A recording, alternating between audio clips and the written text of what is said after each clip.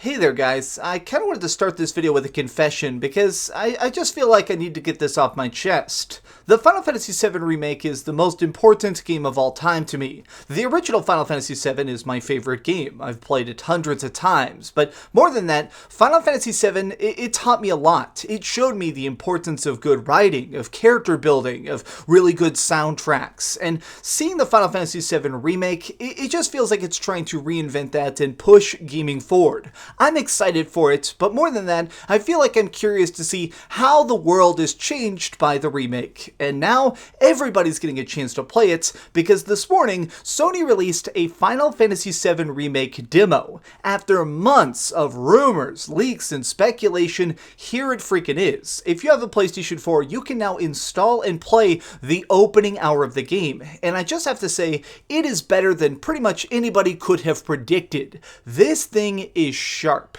It has the ability to let you explore, get cool items, blow things up, and most importantly, try out the completely reimagined combat. Now I want to break this down piece by piece, but just keep in mind, I am an ultra fan. I have been waiting my entire life for this game to exist, and now that people are getting a chance to try it for themselves, I'm glad that everybody is seeing that the Final Fantasy VII Remake is more than a remake. This is an entirely new experience, and I want to talk about that. Let's begin by just digging into the combat itself.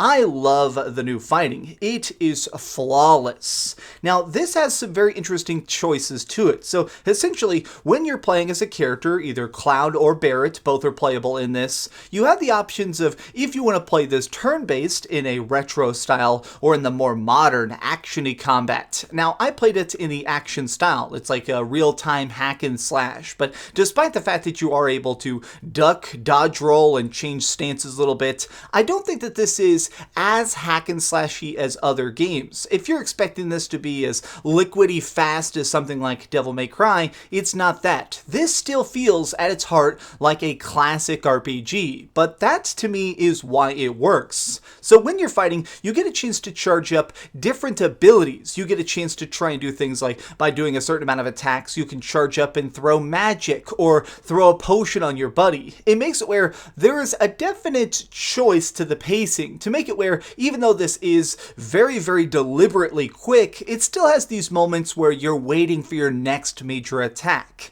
And I think that this works because when you're going back and forth between Cloud and Barret, you realize that they fundamentally operate in a subtly different way. Like, even though they are both doing physical attacks and backing it up with magic strikes, you notice that they have their own talents. Like, one thing is, obviously, Cloud is able to get really in their faces and knock people down, whereas Barret, when you switch to him, which you can do at any time whenever there's combat going on, he can shoot higher up things, like all these laser turrets and stuff at the top. He's able to hit targets that maybe Cloud wouldn't. And I feel like going into the game, I'm already beginning to imagine the different scenarios this may come up, where you may need a specific character's abilities if you're trying to play as somebody who has more long-range combat, or some foes that'll be more susceptible to a certain style of attack. Like imagine an enemy that's flying, you would need to have all parties that are able to do ranged attacks. Now this obviously works very, very well, but more than that, I like the fact that it doesn't mind killing you. I really enjoy difficulty in games, but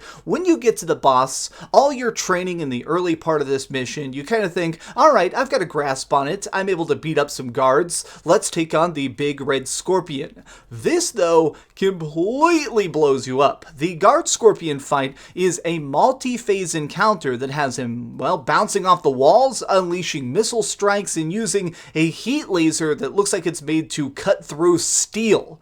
I love this encounter because I didn't know how to beat it. When I first played this, it took me like a couple minutes to really figure out where his weak point was because I was just being tossed all over the map, and once I eventually realized how to get his shields down and how to really finish him off, I was kind of hyped in a way that I didn't really predict. I mean, when you think about it, this is an over 20-year-old boss. The first drawings of Guard Scorpion were done in the 90s, and yet here it is in 2020, still managing to be fresh fresh, still managing to be exciting, and most importantly, still managing to be brutally tough at times. Now I want to talk about some of the interesting elements to this world that completely caught me off guard.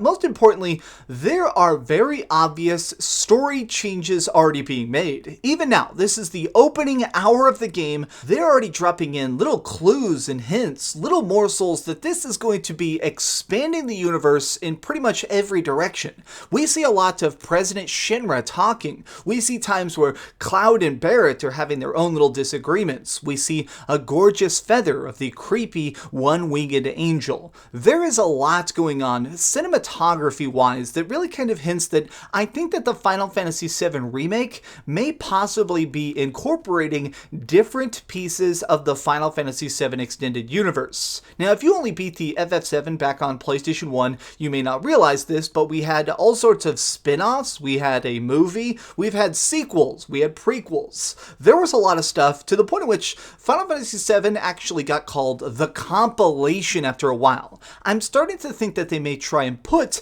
these extra pieces to some capacity inside of the Final Fantasy VII Remake. Now that to me is very cool because there's just been a lot of extra lore and really cool story elements that we haven't seen again since games like Crisis Core back on the PSP. With that being said, the last thing that I really want to address is definitely the thing that I think is going to be talked about the most, which is the graphics. This game is really, really good. I mean, this is true cutting-edge insanity. There are times where it almost has a photorealistic vibe, seeing the individual movements of Cloud's face, or hearing the emotion in his voice when he's talking to Jessie, seeing all these freedom fighters really pushing themselves into dangerous territory to try and stop the evil company Shinra.